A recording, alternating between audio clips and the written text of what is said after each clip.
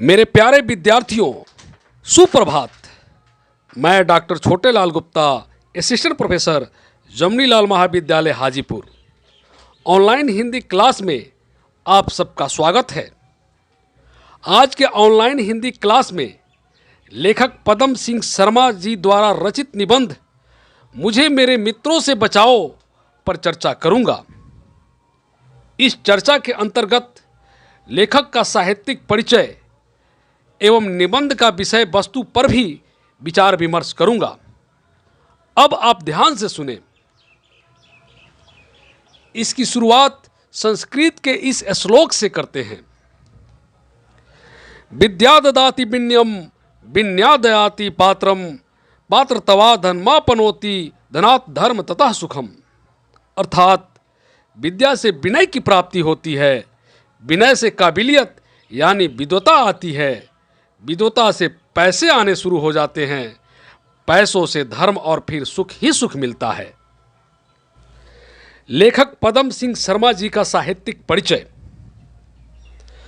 लेखक पदम सिंह शर्मा आर्य विचारक, दार्शनिक, समीक्षक, संपादक, परोपकारी, हिंदी साहित्यकार, प्रसिद्ध लेखक और समालोचक थे। वे द्विवेदी युग के प्रमुख गद्य लेखकों तथा समालोचकों में विशेष स्थान रखते थे। वे संस्कृत भाषा के भी विद्वान थे, साथ ही उर्दू, फारसी, बंगला और मराठी भाषा पर भी इनका अच्छा ज्ञान था। जन्म सन 1876 ईस्वी दिन रविवार फाल्गुन सुदी 12 संवत 1933 को बिजनौर के चांदपुर स्याहू रेलवे स्टेशन से 4 कोस उत्तर नायक नामक गांव में हुआ था। पिता श्री उमराव सिंह गांव के मुखिया, प्रतिष्ठित, परोपकारी एवं प्रभावशाली व्यक्ति थे। पैतृक पेशा जमींदारी व खेती था। इनके पिता आर्य समाजी थे। स्वामी दयानंद सरस्वती के प्रति उनकी अत्यंत श्रद्धा थी। इसी कारण उनकी रुचि विशेष रूप से संस्कृत की ओर हुई। उन्हीं की कृपा से संस्कृत का अध्ययन किया। जब वे 10-11 वर्ष के थे तो इन्होंने अपने पिताश्री से ही अक्षराभ्यास किया। फिर घर पर ही कई पंडित अध्यापकों से ये संस्कृत में सारस्वत, कौमुदी और रघुवंश आदि का अध्ययन किया। सन 1909 में इनका आगमन ज्वालापुर महाविद्यालय में हुआ। यहाँ इन्होंने भारतोदय पत्रिका के साथ साथ महाविद्यालय के अध्यापन कार्य भी शुरू किया। 1911 से महाविद्यालय की अविरत सेवा करते रहे। भारतोदय पत्रिका इनके संपादकत्व में खूब ख्याति प्राप्त की। इनके प्रयासों से महाविद्यालय निरंतर उन्नति के पथ की ओर अग्रसर होता रहा। सन 1918 में ज्ञान मंडल में आ गए। रचना: बिहारी सतसई की भूमिका, बिहारी सतसई संजीवन भाष्य, पद्म पुराण और हिंदी, उर्दू, हिंदुस्तानी उनके द्वारा रचित प्रसिद्ध पुस्तकें हैं। संजीवन भाष्य पर पदम सिंह शर्मा को हिंदी साहित्य सम्मेलन का मंगला प्रसाद पारितोषिक भी मिला। भारत के प्रथम राष्ट्रपति डॉक्टर राजेंद्र प्रसाद को अच्छे लेखक बनाने का बहुत कुछ श्रेय उनके लेखन गुरु पंडित पदम सिंह शर्मा जी को जाता है। पदम सिंह शर्मा जी ने सरस्वती की तरह अज्ञात रहकर हिंदी को कई नए लेखक दिए। आइए अब उनके निबंध मुझे मेरे मित्रों से बचाओ पर चर्चा करते हैं। मुझे मेरे मित्रों से बचाओ शीर्षक निबंध हिंदी साहित्य के जाने माने लेखक पंडित पदम सिंह शर्मा द्वारा लिखित है।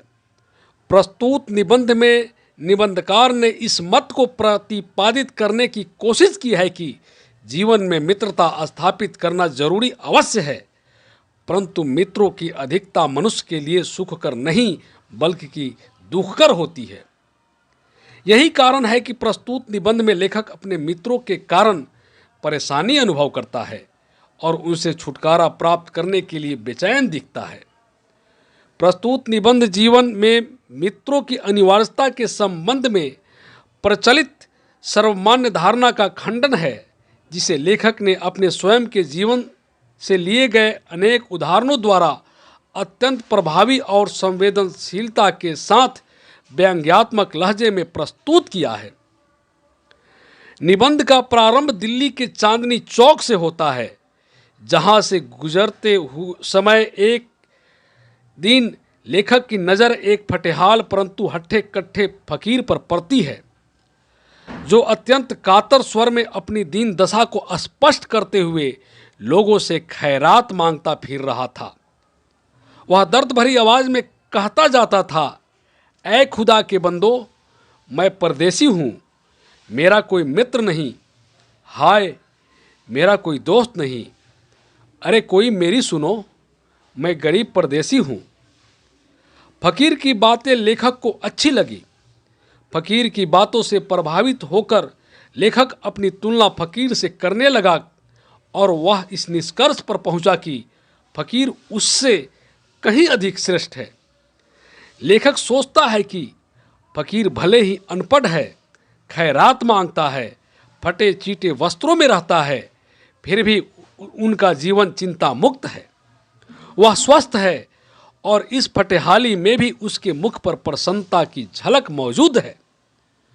दूसरी ओर लेखक लेखन कार्य कर जीवन यापन करता है, पढ़ा लिखा है, अच्छे वस्त्र पहनता है, फिर भी उसके जीवन में फकीर के जीवन जैसा न तो शांति है और न ही सुख और प्रसन्नता है। लेखक काफ़ी सोच विचार कर फकीर के जीवन की स्वस्थता, संपन्नता, चिंताहीनता का कारण ढूंढ निकालता है। लेखक के अनुसार फकीर के संपन्न और चिंताहीन जीवन का कारण उसके जीवन में मित्रों का न होना है। अज्ञानतावश फकीर अपने जीवन में मित्रहीनता को अपना दुर्भाग्य अवश्य मानता है, परंतु वास्तव में यही उसकी प्रसन्नता एवं चिंताहीनता का एकमात्र कारण है। जीवन में मित्र का न होना फकीर के लिए खेद एवं अफसोस का विषय है, जबकि लेखक के लिए जीवन में मित्रों की अधिकता दुख का विषय है। लेखक स्वयं को फकीर से इसी बिंदु पर अलग करके देखता है। लेखक के विचार में मित्र का अभाव फकीर के लिए भाग्यवर्धक है, वही मित्रों की अधिकता लेखक के लिए दुर्भाग्य का विषय है। लेखक के जीवन में सैकड़ों मित्र हैं। लेखक अपने इन मित्रों से परेशान रहता है। लेखक के मित्रगण लेखक को उसके कार्य में सहायता करने के स्थान पर बाधा उत्पन्न करते हैं। फकीर को मित्रों से कोई परेशानी नहीं होती।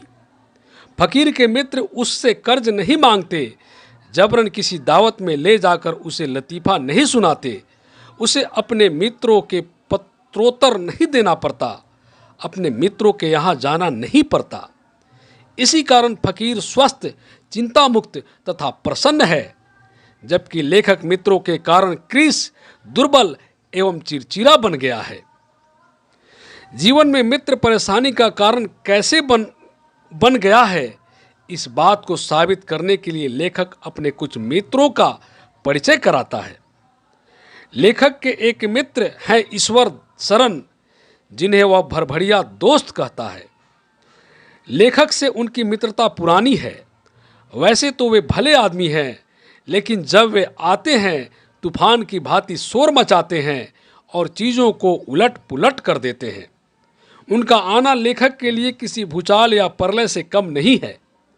वे लाख मना करने पर भी लेखक के एकांत अध्ययन कक्ष में आंधी की भांति प्रवेश करते हैं और कुछ मिनट तक अनावश्यक बातों में लेखक को उलझाकर उनकी विचार श्रृंखला नष्ट कर डालते हैं। एक मिनट में ही वे तपाक से यह कहते हुए लौट जाते हैं, ओह कितना लिख डाला है, कहो तबीयत तो अच्छी है। मैं तो सिर्फ यही पूछने आया था।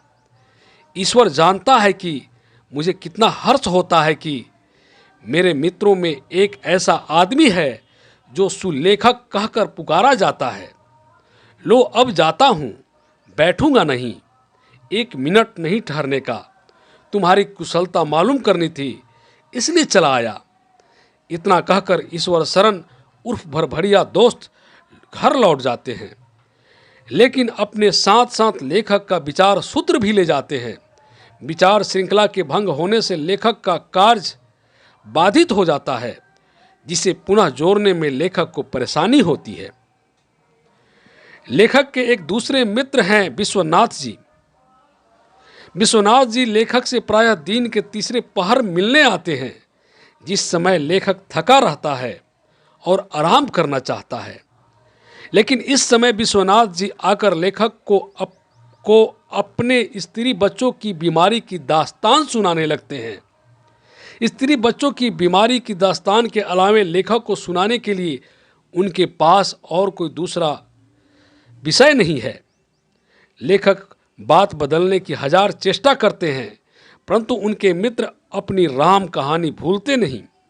यदि लेखक मौसम की चर्चा करते हैं तो मित्र महोदय कह उठते हैं, हाँ खराब मौसम है, मेरे छोटे बच्चे को बुखार आ गया है, मझली लड़की की खांसी से पीड़ित है।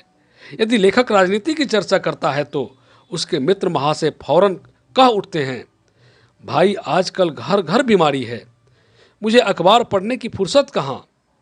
इतना ही नहीं, ये महाशय सभा सोसाइटी में भी अपने बाल बच्चों को लेकर जाते हैं और उनकी तबीयत का हाल पूछते रहते हैं और उनका नब्ज टटोलते रहते हैं।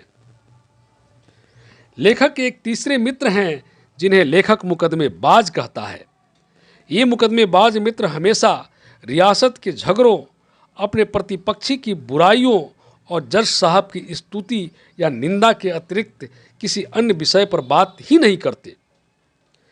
लेखक के एक अन्य मित्र हैं लक्ष्मण स्वरूप जी, जो विक्रमपुर के रईस और एक प्रतिष्ठित व्यक्ति हैं। ये स्वयं को साहित्य प्रेमी कहते हैं, परंतु इन्हें साहित्य पढ़ने से कम और साहित्य सेवियों से मिलने जुलने और परिचय प्राप्त करने का अधिक शौक है। इनका विचार है कि धनवानों को विद्वानों का थोड़ा बहुत आदर सत्कार अवश्य करना चाहिए। लेखक के स्वास्थ्य और शांति का ये विशेष ध्यान रखते हैं। एक बार ये लेखक को अपने गांव ले गए ताकि शहर के कोलाहल से दूर गांव के स्वस्थ एवं शांत वातावरण में लेखक साहित्य सृजन कर सके। लेखक को दो मंजिले सुहावने दृश्य नजर आते थे, परंतु लेखक का जीवन वहां और अशांत हो गया और उन्हें एकांतवास और अवकाश न मिल सका। गांव प्रवास के प्रथम दिन ही उन्हें नदी की सैर और एक पड़ोसी रईस हृदय नारायण सिंह के साथ मिलने का निमंत्रण मिला। उससे छुटकारा पाने के बाद लेखक एक निबंध लिखने बैठा, जो उन्हें प्रतिमा पत्रिका के संपादक के पास यथासमय भेजना था। लेकिन दवात से स्याही और कलम की नींव नदारद थी, अतः लेखक अपने साथ लाए सामान को लेकर ही लिखने बैठा। लेकिन तभी उसके मित्र के छोटे भाई साहब ने सितार पर एक राग छेड़ दी, जमुना तलफत बीती रैन। इससे लेखक की विचार श्रृंखला भंग हो गई और एक ही वाक्य में वह माथा पच्ची करता रहा। जब लेखक अपने विचारों को संयत कर पुनः लिखने बैठा, तभी नौकर ने दरवाजे को खटखटाते हुए कहा, हुजूर खाना तैयार है और परोसा जा चुका है। विवश होकर लेखक को अपने मित्र के साथ भोजन में सम्मिलित होना पड़ा।